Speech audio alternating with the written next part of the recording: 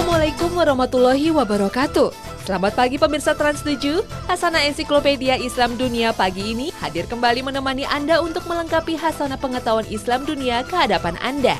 Dan selama 30 menit ke depan akan kami isi dengan informasi. Makanan kegemaran Rasulullah Shallallahu Alaihi Wasallam. Universitas Islam tertua di dunia.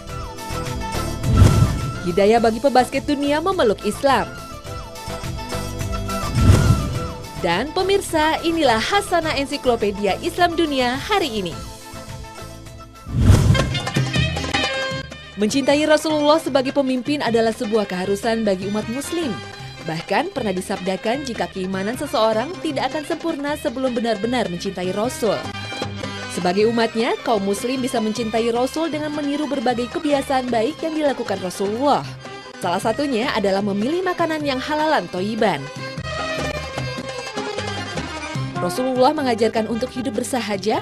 Rasulullah tidak gemar makan, beliau makan seperlunya, dan pastinya makanan yang beliau makan adalah makanan yang sehat dan banyak manfaat. Dan Rasulullah Shallallahu Alaihi Wasallam menyukai beberapa jenis makanan. Informasi ini akan kami jadikan awal pembuka hasanah kali ini. Rasulullah Shallallahu Alaihi Wasallam begitu menyukai kurma. Beliau pernah bersabda, rumah yang di dalamnya tidak ada kurma, penghuninya adalah orang-orang lapar. Bahkan di dalam kitab suci Al-Quranul Karim, Allah menyebut pohon kurma sebanyak 20 kali. 15 ayat menyebutnya bersama dengan tumbuhan lainnya sebagai karunia Allah bagi umat manusia. Mengapa kurma begitu penting? Buah kurma adalah salah satu buah yang lengkap kandungan gizinya. Kurma terdiri dari berbagai unsur mineral yang diperlukan oleh tubuh, yakni fosfor, kalsium, magnesium, besi, sodium, sulfur, dan klorin. Selain itu, kurma mengandung sejumlah vitamin, seperti vitamin A, vitamin B, vitamin C, biotin, dan riboflavin. Dari hasil penelitian yang pernah dilakukan, sebiji kurma terdiri atas 21% air, sejumlah besar vitamin, 2,1% protein nabati yang mudah dicerna, 18% lemak, 73% gula, dan 3% serat. Kurma juga bisa langsung dibawa oleh darah ke dalam otot untuk memberikan tenaga dan energi. Khasiat lain buah kurma juga bisa membantu menghilangkan 3L, lelah, lemah, dan lesu. Kurma juga dipercaya dapat melenturkan urat syaraf, mengusir ketegangan dan kecemasan, serta meredakan bisul perut. Buah kurma pun bermanfaat untuk mengobati penyakit lever, penyakit kuning, kulit kering, bibir pecah, rambut rontok, dan kuku retak. Karena ragam manfaat yang terdapat dalam kandungan buah kurma, Rasul pun mensunahkan agar buah kurma dijadikan sebagai makanan pembuka puasa. Subhanallah, dalam begitu banyak manfaat dalam kurma. Dan buah kurma ini menjadi salah satu makanan kegemaran Rasul. Keistimewaan susu disuratkan dalam Al-Quran. Surat An-Nahl ayat 66 menyebutkan jika dari binatang ternak itu dapat menjadi pelajaran. Di dalam perut binatang ternak terdapat susu bersih yang mudah ditelan bagi orang-orang yang meminumnya. Subhanallah. Salah satu contoh perilaku Rasul yang patut dicontoh adalah kegemarannya minum susu. Rasulullah Shallallahu Alaihi Wasallam gemar meminum susu kambing. Jika dipelajari lebih dalam, banyak keistimewaan dalam susu kambing. Menurut Journal of American Medicine, susu kambing adalah makanan paling lengkap. Susu kambing mengandung vitamin, mineral, elektrolit, unsur kimiawi, enzim, protein, dan asam lemak yang mudah dimanfaatkan tubuh.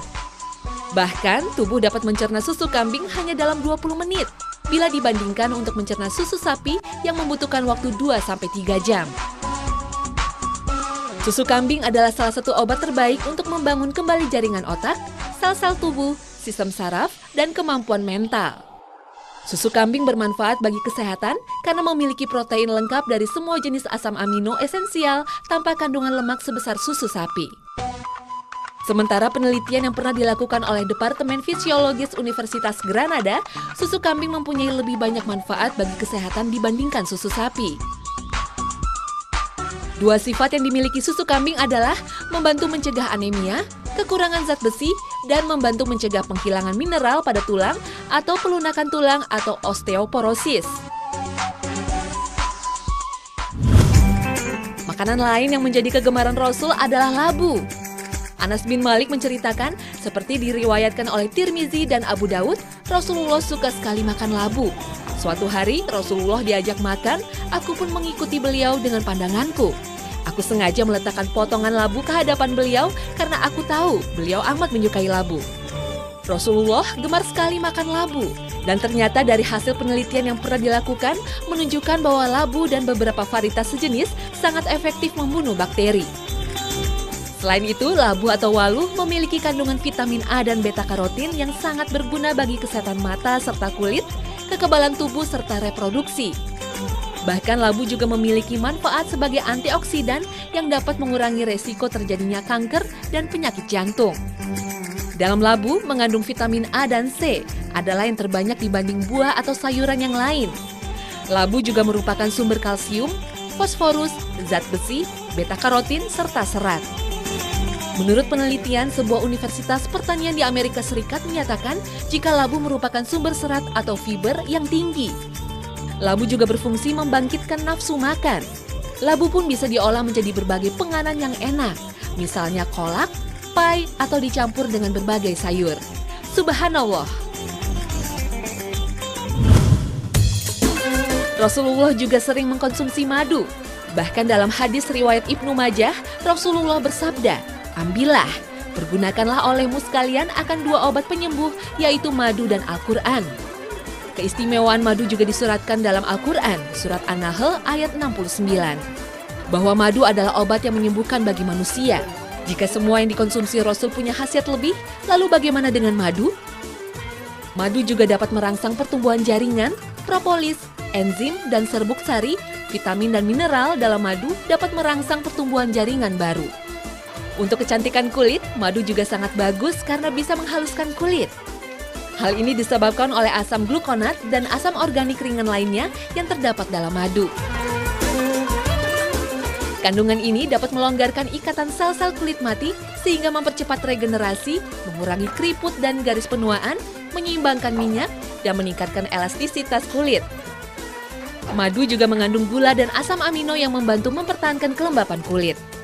Selain itu, madu merupakan antioksidan yang kuat, hingga bisa menjaga tubuh dari serangan radikal bebas.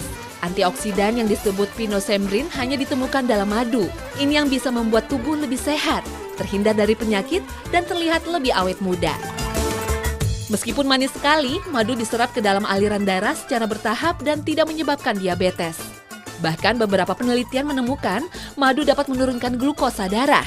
Mineral dan vitamin alami dalam madu juga membantu menurunkan kadar kolesterol jahat dalam tubuh. Yang terakhir, madu sangat efektif untuk penyakit pernafasan. Ini bisa dibuktikan dari studi terhadap 18.000 pasien yang menemukan bahwa madu membantu mengatasi bronkitis kronis, bronkitis asma, rinitis kronis, alergi, dan sinusitis. Madu adalah obat yang efektif untuk pilek, flu, dan infeksi pernafasan. Nah pemirsa, terbukti bukan jika perilaku hingga kegemaran makan Rasulullah SAW patut ditiru karena banyak kebaikan di dalamnya. Subhanallah. Dan sesaat lagi, Hasanah akan segera kembali dengan universitas-universitas Islam tertua di dunia. Tetap di Hasanah Ensiklopedia Islam Dunia.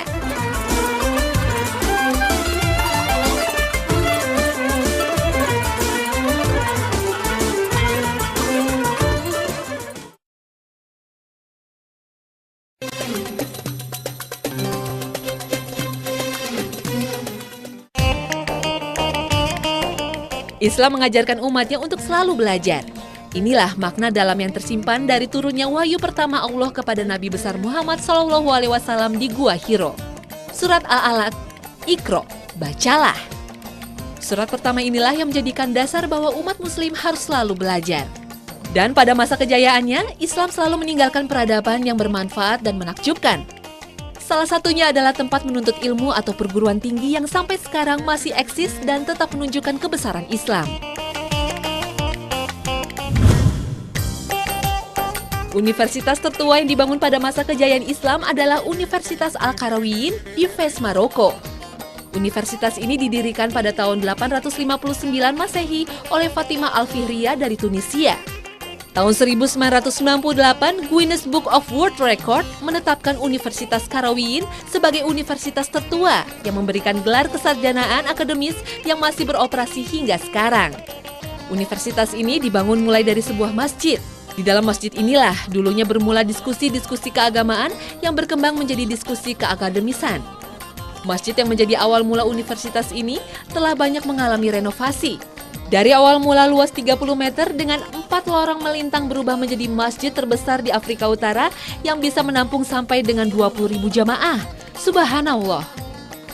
Al-Qarawiyyin menjadi penghubung budaya dan akademis dunia Islam dan Eropa pada masa itu. Selain mahasiswa Muslim, Universitas Al-Qarawiyyin memperbolehkan mahasiswa non-Muslim untuk bisa menimba ilmu di sini. Salah satunya adalah filosof Yahudi Musa bin Maimun atau Maimonides dan Gerbert de Aurillac dari kalangan Kristen. Gerbert de Aurillac kemudian memperkenalkan sempoa dan astrolab pada orang Eropa yang masih jahiliyah, serta mengajarkan matematika serta astronomi yang dipelajarinya di Al-Qarawiyyin. Universitas Islam tertua kedua adalah Al-Azhar di Kairo, Mesir. Seperti halnya Universitas Al-Qarawiyyin, asal-usul Universitas Al-Azhar bermula dari kegiatan belajar mengajar yang diadakan di Masjid Al-Azhar yang didirikan oleh Jauhar Al-Syakali, seorang panglima perang dan dinasti Fatimiyah pada tahun 970 Masehi.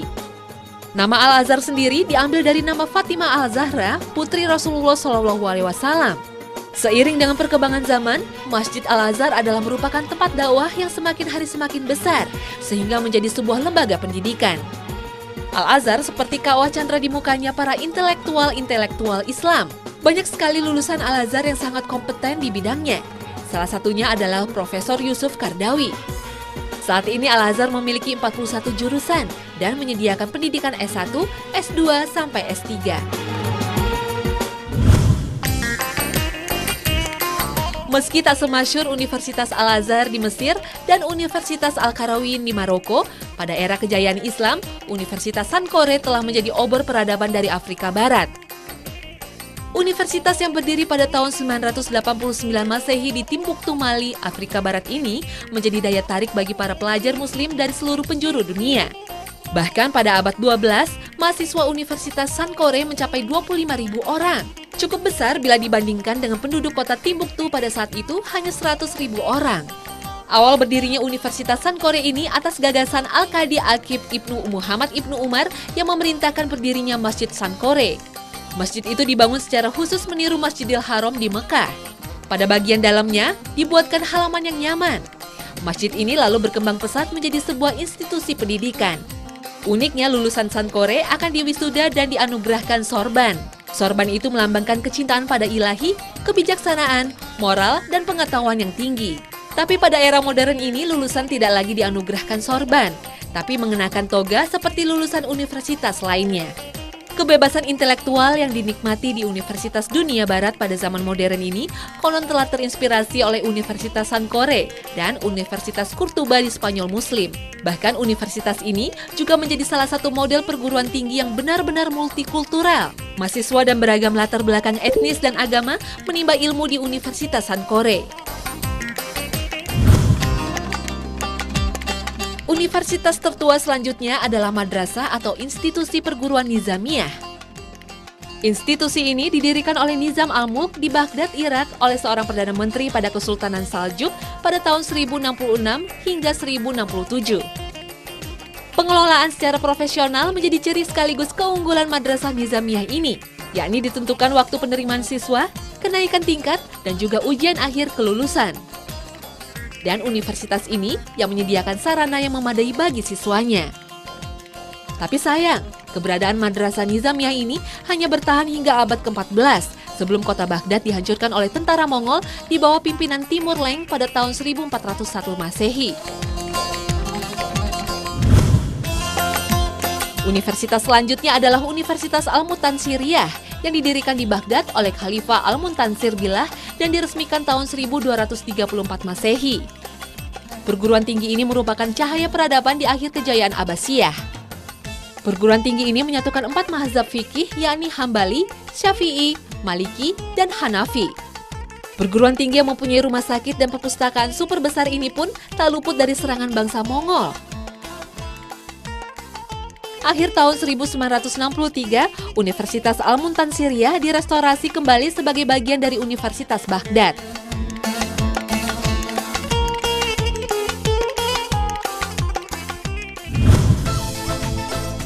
Seperti apa perubahan hidup yang dirasakan pebasket dunia setelah memilih menjadi mualaf? Selengkapnya dapat Anda ikuti sesaat lagi di Hasanah, Ensiklopedia Islam Dunia.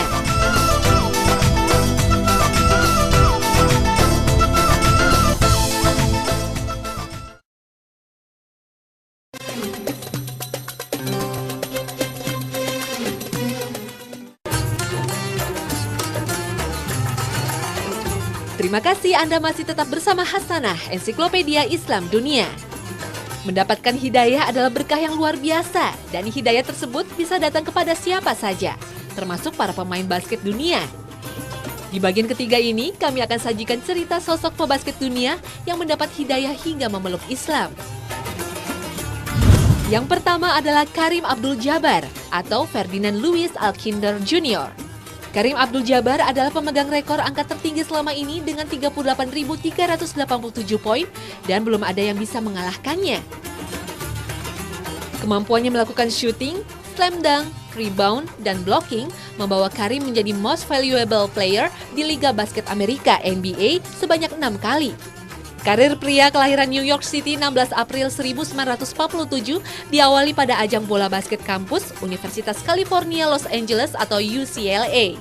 Hidayah datang kepada pria pemilik tinggi 2,18 meter ini di tengah karirnya yang sedang menanjak. Kepastian akan agama yang dipeluknya baru diketahui secara luas ketika ia membawa Milwaukee Bucks menjadi juara NBA tahun 1971. Ia pun merebut gelar pemain terbaik MVP dan Rookie of the Year atau pendatang baru terbaik di Liga NBA. Pada momentum itu, Kareem mengucapkan 2 kalimat syahadat. Kareem memeluk Islam, berpindah kepercayaan dari Katolik menjadi Muslim ini. Karirnya tak lantas berhenti walaupun dia memutuskan untuk berhenti bermain di lapangan setelah 20 tahun berkiprah. Kareem lantas memulai karir sebagai pelatih, pemain film, berkarir di belakang layar, dan juga penulis buku.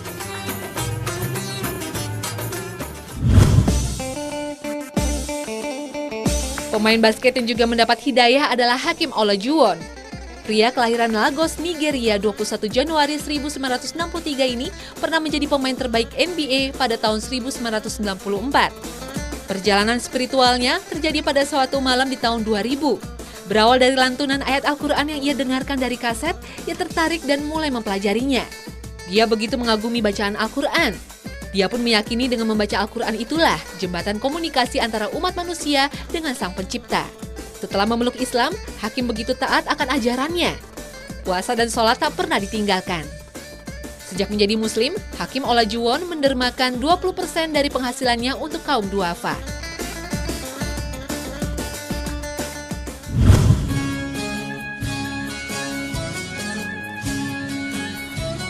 Pebasket dunia yang juga mendapatkan hidayah adalah Chris Wayne Jackson.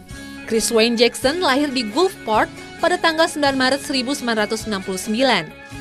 Jackson merupakan salah satu point guard andalan. Ia lahir dan dibesarkan di tengah keluarga pemeluk Kristen. Tahun 1991, Chris Wayne Jackson menyatakan diri memeluk Islam dan mengganti namanya menjadi Mahmud Abdul Rauf. Ada sebuah peristiwa kontroversi terkait dirinya pada 12 Maret 1996. Sebuah insiden yang memunculkan kontroversi di dunia pebasketan. Chris Wayne Jackson dilarang bertanding oleh NBA. Alasannya karena pada saat itu ia menolak untuk memberikan penghormatan kepada bendera Amerika. Jackson menganggap hal tersebut bertentangan dengan nilai agama yang dianutnya, yakni Islam. Pada momen inilah Jackson mendeklarasikan bahwa dia adalah seorang Muslim. Selepas karirnya di NBA dan dunia basket, Abdul Rauf giat berdakwah. Bahkan ia membangun sebuah masjid di kota kelahirannya di Gulfport, Mississippi. Dan Abdul Rauf pun menjadi imam di masjid tersebut.